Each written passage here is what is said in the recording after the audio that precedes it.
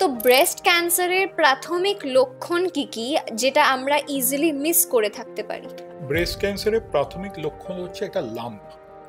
এই লাম্পটা হচ্ছে পেনলেস, যার কোনো ব্যথা নেই। তো ব্রেস্ট ক্যান্সার আজকাল এত বেশি কেন হচ্ছে? এটা কি হেরিডিটারি কোনো রিজনের জন্য, নাকি লাইফস্টাইলের চেঞ্জেসের কারণে, অথবা পরিবেশগত কোনো পরিবর্তনের কারণে হচ্ছে?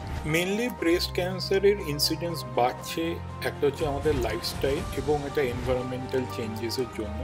কারণ আজকের দিনে মহিলারা মানে নর্মাল লাইফ যেমনি মানে একটা লেট প্রেগনেন্সি বা অ্যাভয়েডেন্স অফ প্রেগনেন্সি করছে, বা কেউ ধরুন কারোর বাচ্চা হয়েছে তাকে ব্রেস্ট ফিডিং করাচ্ছে না, তো এগুলো একটা important risk factors for breast cancer. তারপর আরেকটা ইম্পর্টেন্ট রিস্ক হচ্ছে যে হরমোন রিপ্লেসমেন্ট থেরাপি যদি কেউ অনেক দিন ধরে যদি বেশি দিন ধরে যদি নিয়ে থাকে, তো সেখানেও একটা ব্রেস্ট ক্যান্সারের রিস্ক হয়। এবার হচ্ছে আরেকটা হচ্ছে এনভায়রনমেন্টাল। সেখানে ওরকম না, মানে একটা দেখা গেছে যে ধরুন আমরা বেশি যদি জাঙ্ক ফুড যদি খাই, তো সেখানে আমাদের একটা ওবেস বা মোটা হওয়ার একটা প্রবণতা থাকে। তো দেখা গেছে যে obesity associated with breast cancer. একটি রোগীর বডি ইমেজ যখন পাল্টে যায়, সেটা কিভাবে তারা মোকাবিলা করতে পারে? সেখানে তাদেরকে বলা উচিত যে এই বডি ইমেজ চেঞ্জেস টেম্পোরারি, মানে সাময়িক।